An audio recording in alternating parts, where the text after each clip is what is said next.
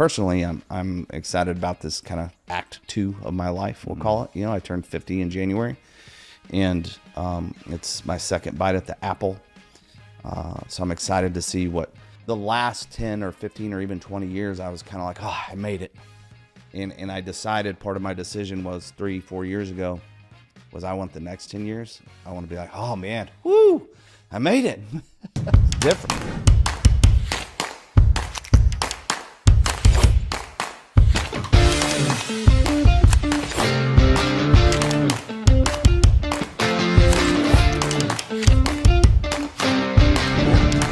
Sweaty goals. Sweaty goals. Here we are. Millsap. In the house. What's up? Welcome to Set Up Sweaty Goals. Love it. Dude, thanks for having me. This is fantastic. A little everyday dose. We had a little cold plunge. We did a little HIIT workout, breath work, biocharger. Now we podcast. Then it's breakfast. We are optimizing. Like Yes, champs. we are. Yes, we are. We go way back. Quite a bit. How way back do we go? Almost a decade at this Yeah, point. yeah. Probably a decade at this point. Yeah. I remember, did I know you before CEO Roundtable? No.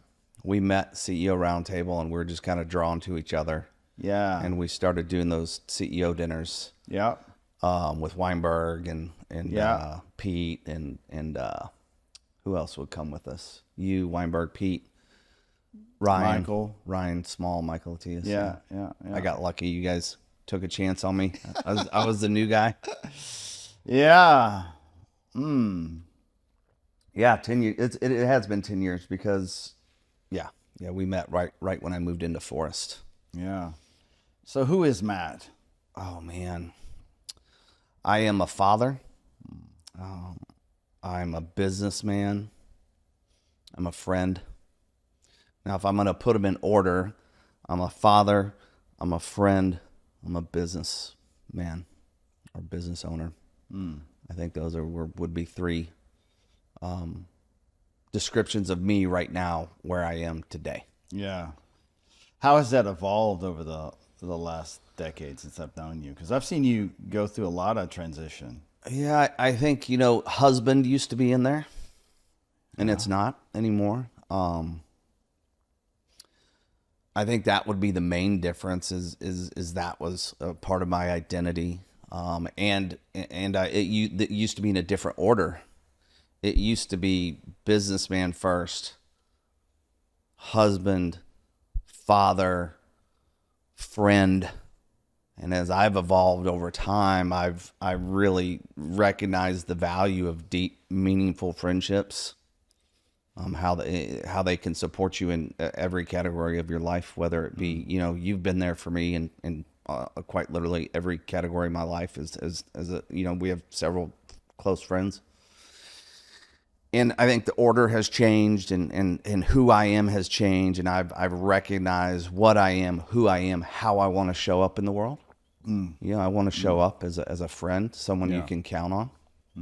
I want to show up as a business owner, but that's kind of like last on my list these days. Friendship, a partner. When I find the right partner, I want to show up. Father, very important to me. Brings me so much joy. Yeah. So I think that's kind of like top of the list right now. It just lights me up, and I just want to be the best version of me for my children. What was the biggest shift for you to change those priorities? I was getting older. Obviously, we all get older, but I had just really started to look at myself. Like my company was my identity for years and years and years. And I never sat back and looked at who is Matt and why does Matt do what Matt does. And so I was BC7, I was my company and that was my identity. And then when I had my first child, Landon, it was still my identity. He was a baby. I was building the company, but that was who I was and what I did. And then as I had my second and third child, I was like, there's a lot more to life than just like owning a company. And actually my ex-wife really helped me like look at life as more than just work. I'd had a passport for years and years, and she's like, let's go to Portugal. I was like, we can do that? And she's like, well, what do you mean? We can? Yeah, of course we can do that. And then I started traveling the world with her, and the United States with her, and where I just kind of I was in this mode of being a business owner and not really living. You know, I was going out, doing the things you go out and you have drinks and go to parties, and it just was a very not fulfilling life. I had some friendships, but nothing deep, nothing like you and I have, or me and some of the other guys we know have. So I as I became a father, and she helped me recognize there's just much more to life than running a company. Yeah. So, and then I started to look at myself and like, who am I and what am I and what do I want? How do I want to show up in the world? Well, do you think that we have to do it that way? Because, when you're starting out, all your focus is energy is like building a company, finding clients, managing projects, managing people. Do you think it's possible to not fall in that trap? I mean, is that what it takes to be successful to get a company off the ground? Do you have to like prioritize that that's all that matters? I mean, do you know anybody that's building a company while making the priority their kids and their, being a husband? I mean, I've heard it explained a way that really resonates with me. Like there's only 100% of you. If you're giving 80% of you to your business, then your personal life is only going to get 20% of you. So your personal life suffers. If you give 80% of you to your personal life, then your business suffers. And that really resonated with me. And I think that, unfortunately, I think you do have, there's, balance is not 50-50. Balance is sometimes the business is 80, sometimes the family is 20, sometimes the family is 80, sometimes the business is 20. But whenever you put effort into one, the other suffers. So I do think you have to like go all in when you're getting started. Of course, it depends on the business, the industry, and your family, and just tons of things. But I think a lot of us entrepreneurs, like, yeah, you got to go all in, and your family suffers because of that. I don't know that it's possible to like have that balance of like, oh, you're in the trenches trying to slay the dragons, and you're a great father. I think you can be a great father and be slaying the dragons, but the balance is like knowing when to shift from 80, that 80-20, when to shift it back and forth between toggle, like family gets the 80 and then work gets the 80. Was there a decision point that you had where you had just like this aha that, was there a moment in time when you knew things had to shift?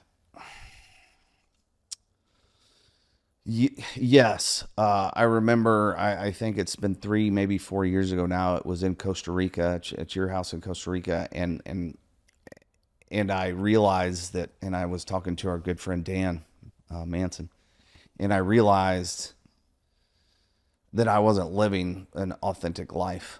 I was living for others. I was living, I wasn't true to myself. I didn't love myself. So I made a lot of bad decisions out of just not caring for myself.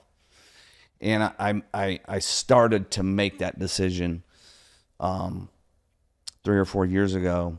Actually, it was a little longer than that. I started to make the decision 5 years ago. I started on the decision, and then I went back to that decision in Costa Rica. And then I went back to Costa Rica again and had we had these great moments, and when we were there with our friends, and that's when it's kind of like everything clicked. It's like, I can't keep going. Life was, Dan and I talk about this a lot, and you've heard us. Life was playing me. I wasn't playing life. Life was moving my pieces on my chessboard. I wasn't in control. And I think a lot of people get hung up in life living them instead of them living life. And I made a decision 2 years ago in Costa Rica that I would no longer, I'm going to move the pieces on the chessboard. I'm going to be intentional about my decisions and what I do with my life. that was the moment probably. And I decided to do it. And it was really hard. And the last 3 years have been really hard. But now I'm like kind of on the other side of that decision. And like things are changing. You know, all around me, things are changing. Yeah. Yeah. Something just came to me when you were talking about that. It's almost like we're running around a track. And then we see the finish line. We're like, all right, this is what we got to do. I got to get to this finish line. And we keep going. And then you keep seeing the finish line, but you're not actually crossing it for whatever reason. Because you're doing the same looping patterns, the same, you know what you want, and you feel like you're going to take steps to do that right after you know what you want, but then life gets in the way and is like distracts you, and then like, yeah, I mean that the last year of my life has been a perfect example of that. Like I decided where I wanted to go 3 years ago. And I started down that path. In the first 2 years, I was on my way, and then my marriage dissolved, and that got in the road of my path. And maybe it was part of my path, but that was very distracting and kind of got me just into like making the laps, right? Instead of making intentional decisions, I was hung up with emotion and with just a ton of stuff, and it was just heavy. But now I'm back on the path, and I can see the mountaintop. I can see the finish line. And, I know that it's left foot, right foot, and I can get back on making those conscious decisions and not just living my life, or rather living my life instead of life living me. What do you think younger entrepreneurs should be focused on when they are starting out? Well, I think one thing I could answer immediately, what comes to my mind, is something that took me years to figure out, was like people first, profits second. If you treat your people well and you find the right people and you get the right people in the right seats on the bus and you focus on those people and growing them and mentoring them, they will take care of their job and your company as if it were their own, because you're taking care of them. For a long time, the first several years of my business, I was focused on revenue, top line revenue. I was focused on the numbers. I was focused on profitability. I was focused on hiring like the awesomest employee I could on paper, right? Everyone looks great on paper. And I was focused on finding just the employees instead of finding someone who fit our culture and then training them up and teaching them. So when I started to focus on people over profit is when things really turned around for me. And then at that point, the money was just a byproduct of me focusing on people. That's a Chris Weinberg quote. It probably is. Chris had a huge impact on my life. I probably wouldn't be sitting here today if it weren't for Chris Weinberg. Yeah. Same. He helped me, just as well, navigating the people component. That's the component that will trip every single entrepreneur up every single time. And we can't jeopardize our company by hiring shitty people. And we tend to hire people that we can afford. And they cost us so much more in the long term. I mean, we're probably better off getting a loan to hire a better person than it is to play bootstrap entrepreneur by hiring people that, there's so many people that have amazing resumes, and now their resumes can look 10 times better than they ever were before because they can say the right words and heck, you don't know what to believe with anybody. And I've been fooled so many times now. I'm like, there's no golden ticket for like figuring that out. I've been shanghaied, surprised, sabotaged, stolen from people who I thought were like, and me and my COO would, like, after an interview, we'd look at each other and be like, oh, she's the one or he's the one. Like, oh, that they were amazing, only to find out 90 days in, they're garbage, and they lack integrity, or they lack ethics, or they lack the skill set that they claimed they had, but they knew how to talk in that interview. And man, like I consider myself a pretty good judge of character and people, and I consider my number two like equally as, if not more so. She's very intuitive and can really see people for who they are, and we've gotten fooled so many times, and it's cost me hundreds of thousands of dollars each of those bad hires. Well, and the other thing I'm starting to learn as I've gotten a little bit older and hopefully a little wiser, and that is my intuition is really good. I have really good intuition.